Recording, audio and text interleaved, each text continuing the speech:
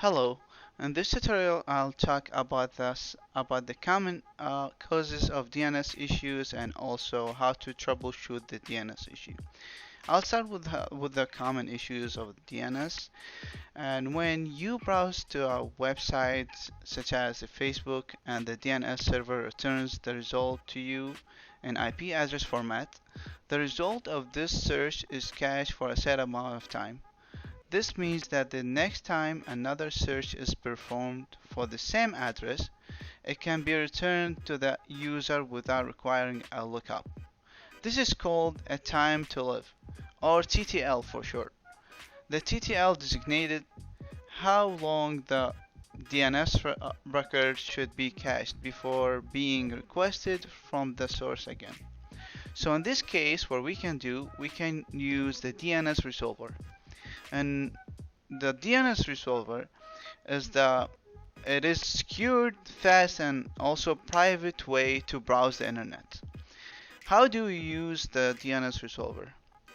If we click on the Windows button and then we go to the network connection, and what we can do, we click on the network and sharing center, and then click on change adapter setting. Click on your Wi-Fi, right click, properties, and then click on the IPv4 properties, and this is the one that we want. So you see in here the DNS server address automatically. So to make it faster and private network, just change it to 1.1.1.1, and the alternate DNS server would be 1.0.0.1, and click OK, and that's it. So if you go back to it, you'll be able to see that you have chosen a DNS yourself. Another common issue to make your internet slow, let's say, is the DDoS attack. And the DDoS attack, when an attacker try to attack your DNS, they will use a DDoS attack, and that will make your internet slower maybe, or that will stop your network from the connection to the internet. So in this case, what we can do, we can just go through some basic troubleshooting for this kind of issues, and maybe it's not gonna be from the DDoS attack or any other issues, but maybe your cables and connection is bad. So just check your cables and reboot your router also. And the third thing that you can do, you can just run a malware scan, and this is a virus maybe blocking your internet access. So I would recommend to use this malware byte. It is for free, and I'll leave a link in the description.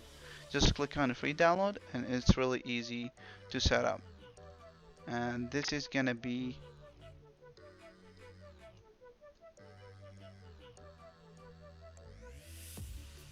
the interface for it. Just click on scan, and it will scan your computer from the malwares, and it will scan all these stuff in here. And one more thing I want to mention is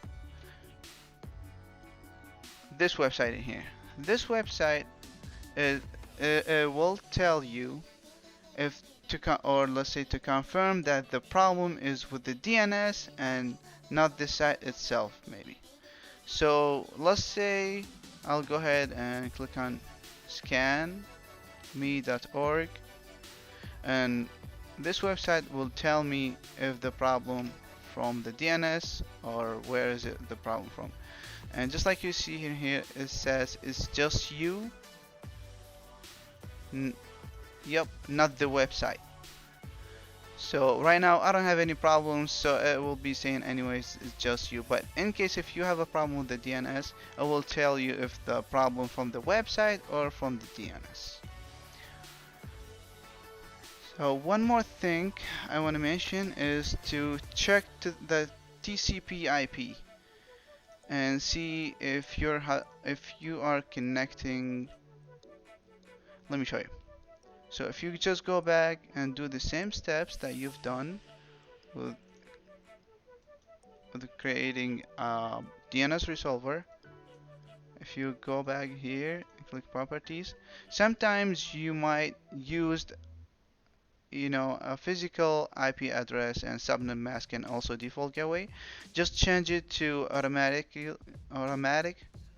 IP address and click OK, and it will do it itself. And also, if the DNS a little bit slow or your internet is slow, you can just get into the CMD, which is command prompt,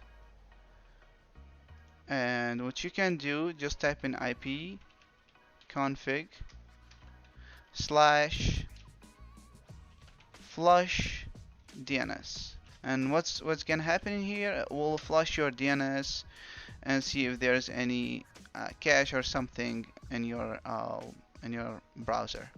So just like you see, it says successfully flushed the DNS resolver cache.